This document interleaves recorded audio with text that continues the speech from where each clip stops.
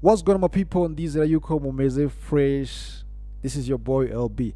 So uno munsi ngiye kwereka ko na creatinze ino effect muri Premiere Pro. Pangu nazanye ikangu nyitagira ingista umuhungu w'irasta manuka gusta ngafungire tawo imirungu yabongwira tawo ni maniga ndi high simfata ibifari bandamutwa kuri morale nda. Guys, aho nakuye ino idea just ni mu ndirimbo ya Kendrick Lamar yitwa Humble, so niho nakuye ino idea. So no mpamvu rero nahise creating ino video kugira ngo nze kwereka uko ino effect uburyo ikorwa.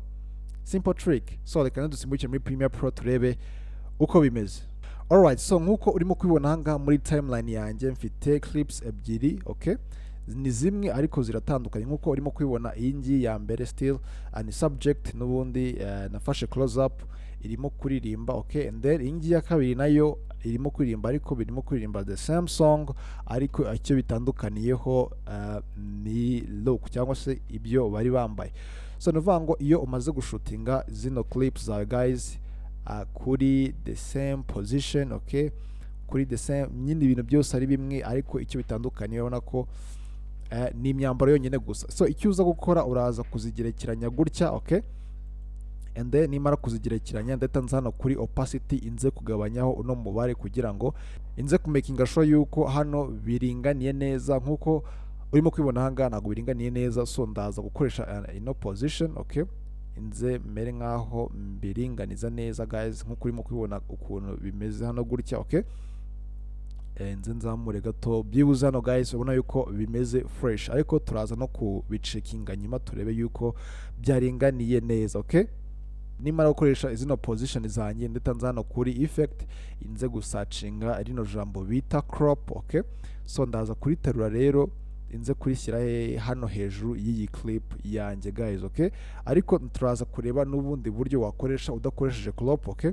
So and then ndatanze hano kuri crop settings zanjye ubwo inze guhita nkoresha ino left kugira ngo nze gucroppinga ino clip yo hejuru. Kandabanza inze kongera ya opacity yanjye nyisubize ku 100, okay. Nkuko urimo kwibona ubwo ninza guplayinga urabona yuko guys hano bimeze neza cyane ariko hano ku munwa guys urabona yuko hari some errors, okay. Icyo nza gukora rero ndaza hano kuri position nze kuzamuraho gatoya, okay. Noneho mite mbona ko basi umunwa wanjye byibuze umeze uringaniye neza cyane, okay. So ndaza kumanura gato. Alright, gutya guys, okay. And then ubu ni bwo buryo bwa mbere ushobora gukoresha bwitwa crop. So uburyo bwa kabiri rero reka nze kuduplicatinga ano ma clips yanjye uko ari abiri ndayaselectinga gutya inze guholdinga alt kuri keyboard yanjye kugira ngo inze gukuramo copy yandi abiri. So ino crop yanjye ndaza guhita nyihanagura, okay, bimere nk'ibisanzwe. Noneho ndaza n'ubundi hano kuri opacity inze gukoresha ino tools yitwa free draw base, okay. So ubwo ngiye kumaskinga, so ndaza kumaskinga n'ubundi hagati y'aya ma subject yanjye uko abiri ngo nze kumaskinga igice kimwe nshaka gusigarana, okay. Ubwo ari cyo iki ngiki kiri kuri ruhande nkuko urimo kubibona just nuko nguko bimeze. Hano ushobora kuza kongera mask fader cyangwa se ukayigabanya. Urabona iyo nongeye mask fader guys icyo uhita ubona, okay. Ariko nge ntabwo nshaka kuyikoresha mask fader ndaza n'ubundi kuyishyira kuri 0, okay. Urabona ko guys ngetinze same result ariko nakoresheje ama effect agiye atandukanye, okay. So ningaruka kuri clip zanjye za mbere ubwo icyo ngiye gukora guys ngiye gucreating a shape iraza kuzamo hano hagati y'izi subject zanjye. Ndaza hano kuri rectangle tool, okay. So inono inze gucreating a shape ihagaze muri ubu buryo, okay, gutya. And then so ndaza ariko guhita nyegeza hejuru ize kuba iriho hano gutya guys, okay. And then so right uzana kuri shape settings, okay. Hano muri effect control iyo ufunguye ino shape settings hano itubona ama settings ushaka gukoresha.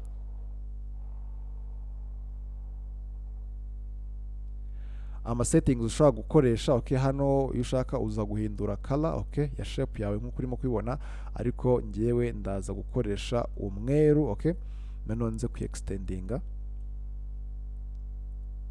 bitewe nuko clip zanjye zingana. Okay, and then guys urabona yuko hano hasi naho haje ama errors. Okay, urabona yuko ino clip yahangaha kuri ruhande isa niyige hejuru, nayigije hejuru kugira ngo nyine bize kuba bingana. Okay, so kugira ngo nze kuyihandoringa ndaza gucreatinga adjustment layer kugira ngo inze gushyiraho crop. So ndaza hano kuri double errors, inze hano kuri project, inze hano kuri double errors, noneho inze hano kuri new item adjustment layer ande. Okay, ubwo nze kwiterura nyikire hano hejuru yaya maleya yanjye yose. Okay, so ubwo nimara kuyishyiraho ubwo ndatanza kuri effect n'ubundi nandikemo rya jambo ryanjye crop.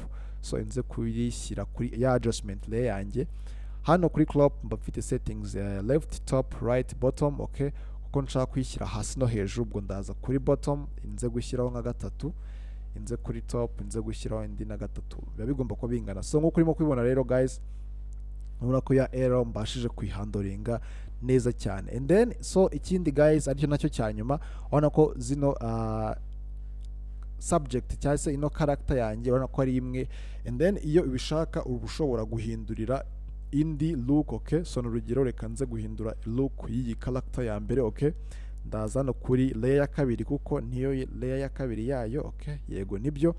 Inze hano muri workspace ya color. Okay, so hano kuri color rero guys iyo ubishaka uyihindurira temperature nk'uko urimo kubibona, urabona ko noneho bitandukanye. Okay, bitandukanye. And then cyangwa se ukaza ukayihindurira yes, ukayigabanyiriza saturation, ibintu nk'ibi ngibi. Okay, and so nze muri shadow. Okay, ubona ko gutya guys nyihinduriye look kugira ngo bize kuba bisa neza cyane. Guys nk'uko urimo kubibona iyi niyo final result. Urabona ko imeze fresh, simple trick, nta kintu kiguranye kirimo, nta plugin, urabona ko nta kintu, just ni Premiere Pro settings twakoresheje. Guys icyo ugomba kumenya ni uko uburyo uyishutinga kamera bigomba kuba iri stable, nawe subject aho shooting clip ya mbere ari naho ushutingira clip ya kabiri kugira ngo nuza kubihuza bize kuba bimeze fresh. Guys ndakunda cyane rero, ni ufite ikibazo muri comment. Okay, kandi bizi neza yuko ino video iri bwabafasha. Okay, subscribe, like, share, leave a thumbs up etc. Tuze guhurira muri video y'ubutaha. Peace.